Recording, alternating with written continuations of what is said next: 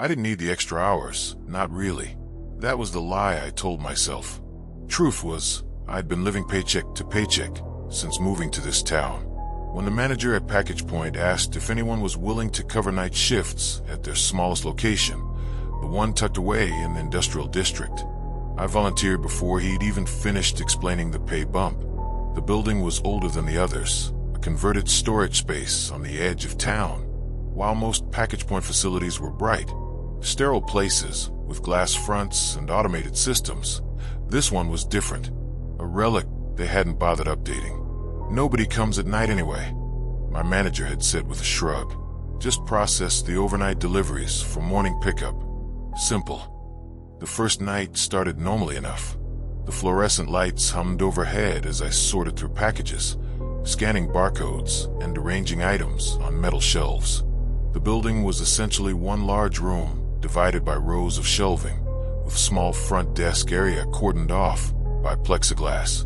My predecessor had left sticky notes everywhere, reminders about the temperamental heating system, which light switches controlled what, and warnings about the echo. The room echoes something terrible. You'll get used to it. I dismissed it as the ramblings of someone who'd spent too many solitary nights here. But around 1 a.m., I understood. It wasn't normal acoustics. Sounds lingered too long. The scratch of my pen against paper seemed to continue even after I'd stopped writing. The click of the keyboard keys would repeat, very faintly, seconds after my fingers had moved on. And there was something else. A sound I couldn't identify, like someone dragging their fingernails lightly across the metal shelving at the back of the room. I chalked it up to the heating system, or maybe pipes expanding in the old building.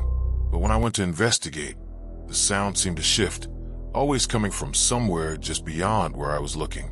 By 2 a.m., the delivery truck arrived with the overnight packages.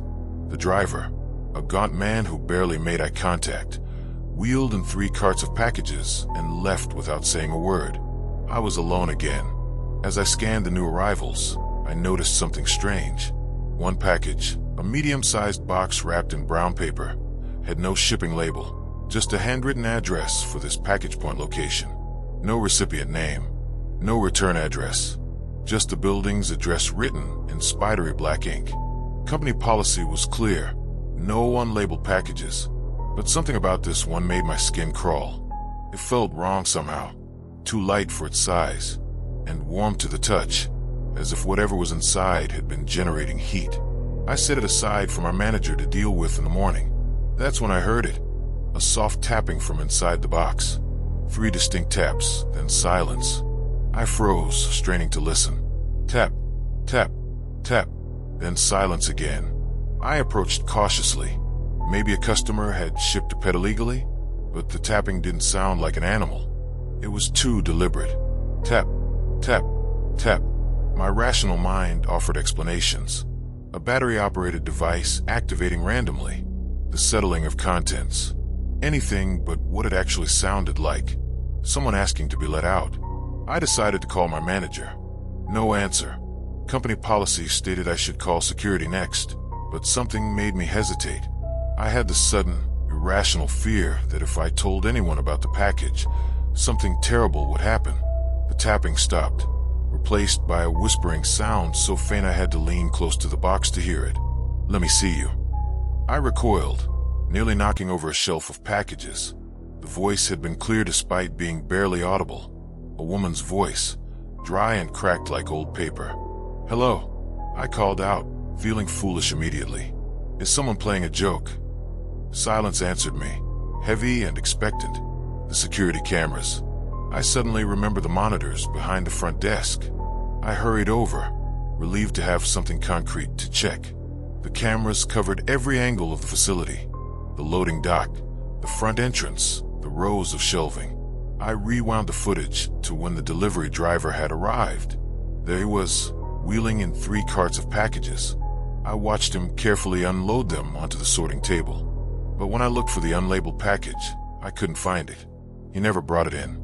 Cold sweat broke out across my forehead. I rewound further, watching myself work alone in the facility. At no point did the unlabeled package appear. According to the security footage, it simply didn't exist. Yet there it sat on the sorting table, its presence a contradiction to everything the cameras showed. Tap, tap, tap. I jumped at the sound, louder now. The tapping had returned, more insistent.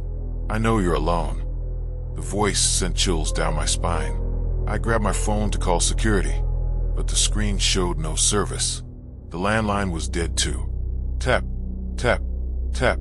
Each sound seemed to echo longer than the previous one, reverberating through the building until it became a continuous, maddening rhythm. I decided to put the package in the secure lockup, a small metal cage where we kept high-value items. I approached cautiously, fighting the urge to run, but as I reached for the box, I noticed something that stopped me cold.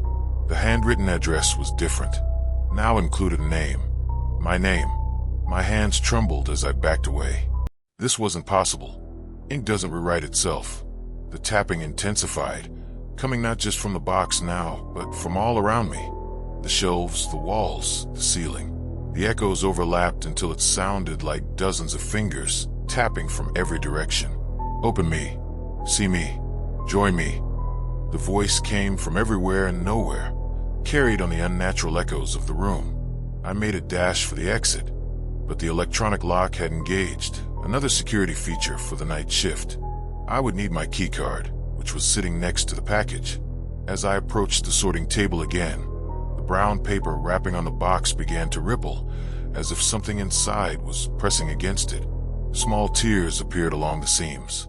I lunged for my keycard, but as my fingers touched it, a hand burst through the paper of the package, bone white and impossibly elongated, with fingers that stretched and multiplied like roots seeking soil.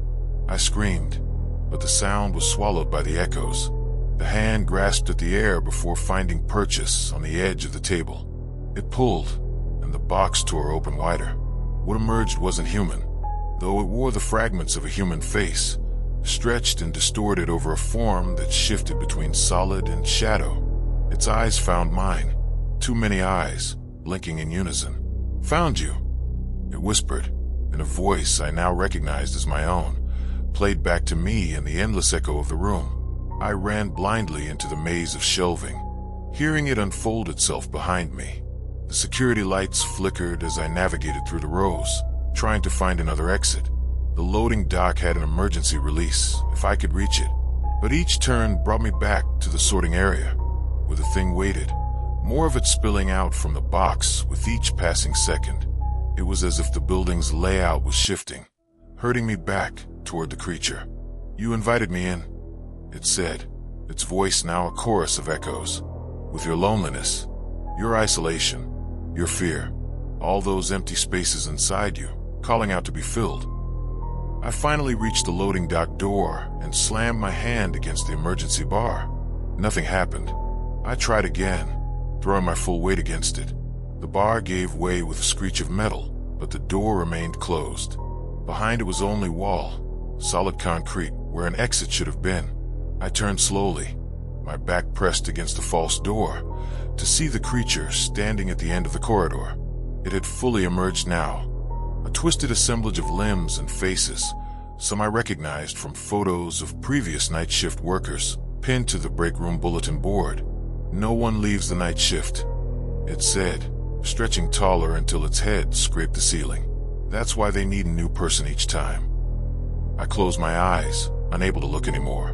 In the darkness behind my eyelids, I felt rather than saw it approach, the air growing colder, the echoes of its movements surrounding me. "Open your eyes," it whispered, its breath cold against my face. "See what you'll become." When I finally looked, I understood the true horror of the echo room. It wasn't just sound that echoed here, it was existence itself. And as the creature touched me, I felt myself beginning to echo too, splintering into countless versions of myself that would remain trapped in this place forever, each one a fading copy of the original. The last thing I remember is the morning shift supervisor finding me slumped at the front desk, apparently having fallen asleep during my shift. She seemed concerned by my vacant expression, the way I couldn't quite focus on her face. "You okay?" she asked. "First night can be rough." I nodded mechanically, gathering my things to leave.